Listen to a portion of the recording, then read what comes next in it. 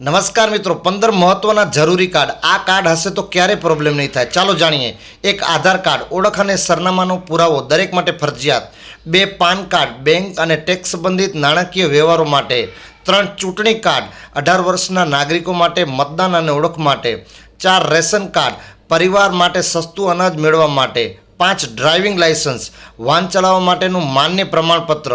6 વાહન registration, vehicle RC, વાહન તમારી માલિકીનું છે તેનો પુરાવો.